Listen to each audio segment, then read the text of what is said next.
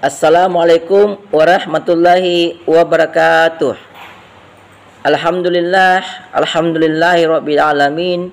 Wassalatu wassalamu ala asrafil anbiya'i wa mursalin Sayyidina Muhammadin wa ala alihi wa sahbihi ajma'in, amma ba'du. Sahabat-sahabat yang budiman dimanapun berada, selamat berjumpa kembali dengan saya di channel kesayangan kita, di channel Dr. Ari Tulung. Sahabat yang budiman, hari ini saya hadir kembali untuk memberikan atau berbagi informasi hukum atau pengetahuan hukum sedikit tentang penalaran hukum atau legal reasoning. Sahabat yang budiman, penalaran hukum sangat sering kita gunakan di dalam suatu kasus atau permasalahan hukum. Nah, materi kita kali ini ada hubungannya dengan salah satu materi dalam mata kuliah yang saya ampu, yaitu mata kuliah metodologi penelitian hukum. Sahabat yang budiman, penalaran hukum secara umum dapat kita maknai sebagai proses berpikir yang digunakan dalam memahami atau menafsirkan atau menerapkan norma atau prinsip hukum pada situasi atau kasus tertentu. Itu secara gambaran umum tentang apa yang dimaksud dengan penalaran hukum. Menurut beberapa ahli hukum, penalaran hukum itu dapat mencakup cara berpikir deduktif, induktif, analogis, hingga sampai pada interpretatif, yang semuanya ini membantu dalam membuat keputusan atau untuk menyelesaikan legal problem, atau kata lainnya masalah hukum. Nah, ada beberapa pengertian penalaran hukum yang dapat kita telah bersama dari para ahli. Yang pertama, saya ambil dari pengertian disampaikan oleh Sudikno Mertokusumo.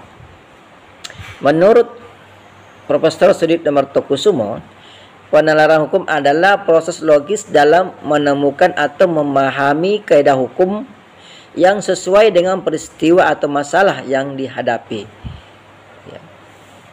Profesor Sudikno Mertokusumo ini menekankan pada pentingnya logika dalam penalaran hukum yang melibatkan proses deduksi dan induksi. Nah, itu menurut beliau. Nah, menurut ahli hukum lain, dari Hans Kelsen misalnya, Hans Kelsen menyatakan bahwa penalaran hukum itu berkaitan dengan penerapan norma-norma hukum secara logis. Bagi Hans Kelsen, penalaran hukum harus bersifat murni, tanpa melibatkan faktor moral atau nilai-nilai di luar hukum itu sendiri. Nah, pendapat Kelsen tentang penalaran hukum ini itu dimotori oleh teori beliau, teorinya ya, oleh teori beliau tentang pure theory of law atau teori hukum murni. Kemudian yang berikutnya adalah dari John Finnis. John Finnis ini melihat penalaran hukum sebagai bagian dari penalaran praktis yang tidak hanya melibatkan logika formal, tapi juga tapi juga tentang pertimbangan mengenai nilai-nilai yang mendasari sistem hukum itu sendiri. Dalam pandangan ini, penalaran hukum adalah proses untuk mencari kebenaran berdasarkan nilai keadilan. Ini menurut John Finnis. Kemudian Ronald Dworkin, atau biasa kita sebut namanya Dworkin. Dworkin menyatakan bahwa penalaran hukum melibatkan interpretasi terhadap prinsip-prinsip hukum dan moral. Ini bertentangan dengan pendapatnya Hans Kelsen, Dworkin ini. Menurut Dworkin, penalaran hukum bukan hanya soal menerapkan aturan saja, tetapi juga memperhatikan prinsip-prinsip moral yang melatar belakangi aturan-aturan itu sendiri. Di sini Dworkin tidak memisahkan antara moral dan hukum. Berbeda jauh dengan yang sebelumnya, yaitu Kelsen. Kelsen dia tidak melibatkan moral dalam hukum. Kemudian Brueging, JJH Brueging, biasa kita panggil saja singkatannya Brueging.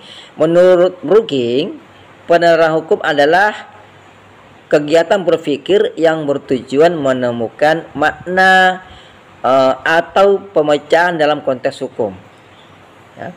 Dworkin menyoroti bahwa penalaran hukum membutuhkan analisis yang mendalam dan interpretasi norma hukum secara objektif.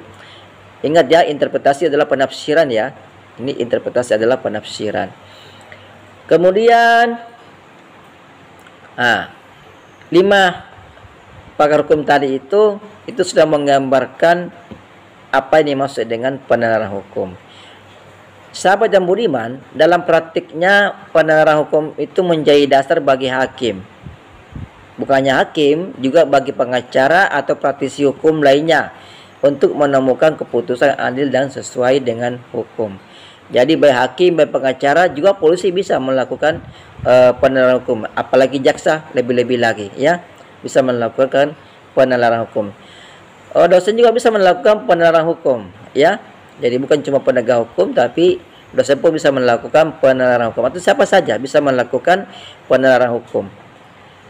Nah, tujuan dari penalaran hukum ini ya, secara umumnya adalah untuk mencapai pemahaman ya.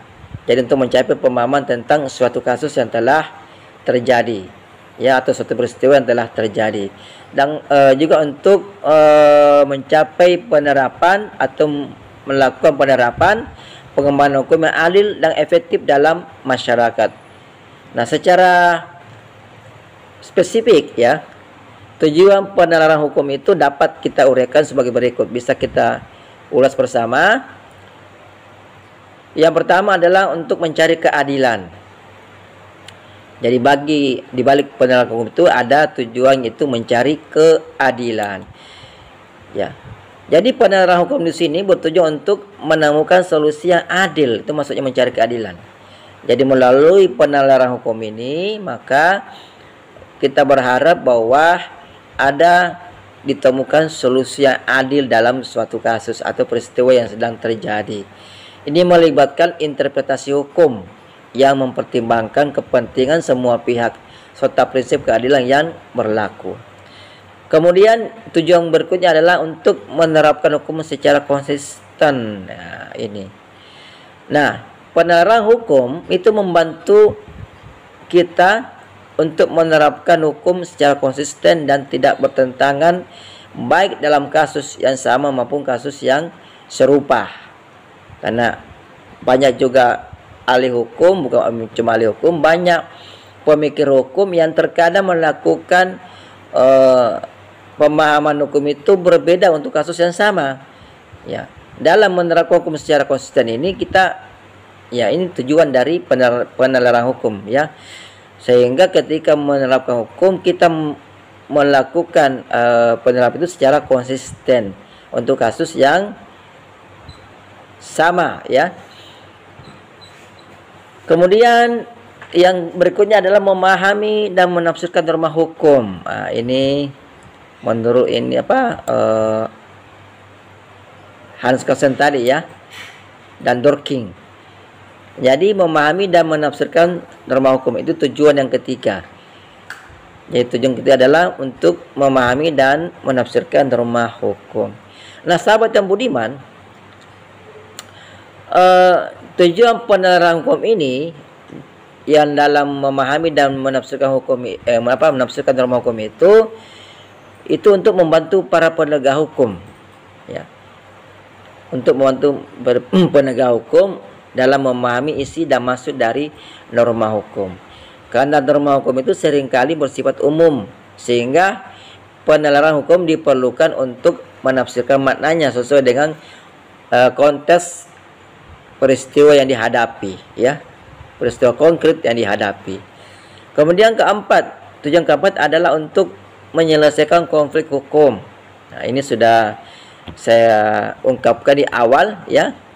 Penalaran hukum itu bertujuan untuk memberikan cara penyelesaian yang logis dan sah untuk konflik atau untuk suatu peristiwa hukum yang muncul di dalam masyarakat.